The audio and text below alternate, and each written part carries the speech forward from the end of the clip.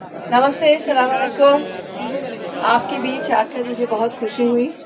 मैं ज़्यादा बात नहीं रखूंगी, पर मैं तृणमूल कांग्रेस की तरफ से यहाँ पे आई हूँ और हमारी लीडर ममता बनर्जी, आप सबको पता है, वो पहले दिन से ये वक्फ बिल, ये वक्फ अमेंडमेंट के खिलाफ हमारे सारे ताकत लेके इस बिल को हम अपोज कर रहे हैं। जो हमारे सिलेक्ट कमेटी में गया है, वहाँ पे हमारे जो नदीमुल हक और कल्याण बैनर्जी जो हमारे तरफ से रिप्रेजेंट कर रहे हैं, उन्होंने बहुत हार्ड लाइन लेके, बहुत टफ टॉकिंग करके इनकी अपोजिशन किया है। और हमारे पहले नासिर भाई भी कह रहा था, नासिर भाई के वर्ड्स में मैं फिर से दोहराती हूँ कि ये आप सब समझ गए, देश के जितने मुसलमान हैं वो तो समझ गए, और देश में जो नॉन मुसलमान है, सब नॉन मुसलमान ये नहीं चाहते कि मुसलमान को कुचल के रहे।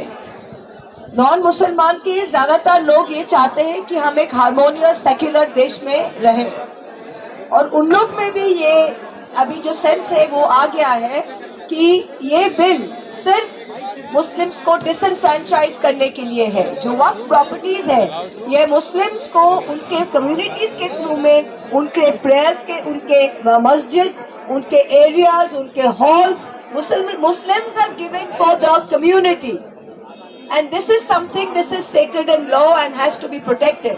इस बिल क्या कर रहा है? The main thing is, इस bill is drawing a line कि आज से, जब से ये बिल अमेंडमेंट पास हो जाएगा, अब से कोई वक्फ प्रॉपर्टी नहीं रहेगा।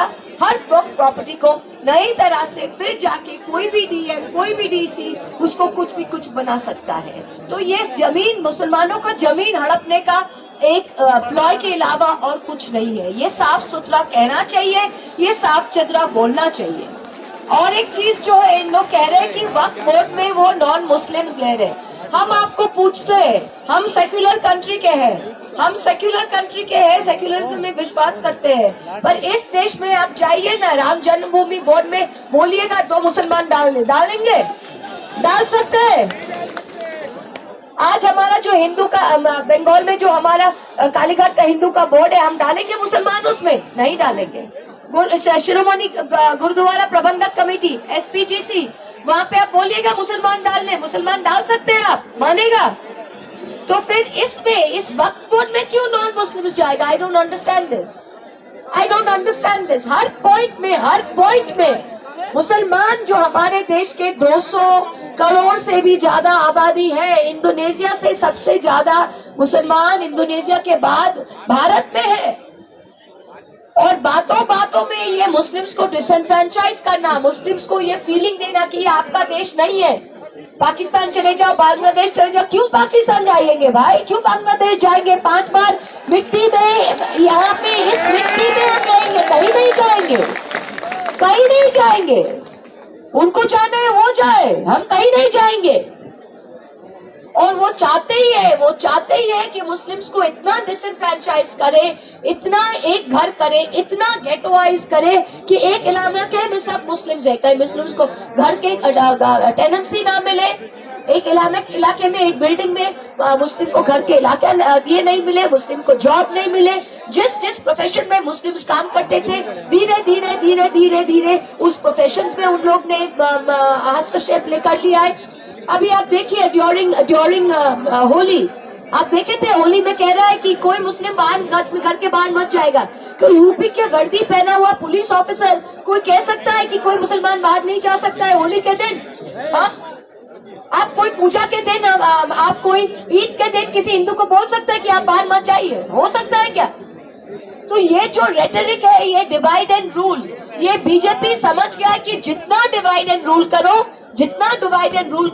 वो 60% हिंदूज जो है उसको एकदम एक साइड करके उनका 50% वोट से हमको जीतना है। यही उनका, there is no more fig leaf anymore. मेरा हिंदी इतना अच्छा नहीं है, पर I hope you understand what I am saying. पर अभी कोई आंखों की जो शरत है वो भी नहीं है। जो चीज 30 साल पहले ये छुप के कमरों में बोलते थे, आजकल माइक लगा के कैंपेन में खुल्ला बोलते हैं। कुल्ला कुल्ला बोलते हैं और क्या समझते हैं। और ये सिर्फ, मैं तो कहती हूँ, ये सिर्फ मुसलमान का ड्यूटी नहीं है कि इसके खिलाफ खड़े होने का।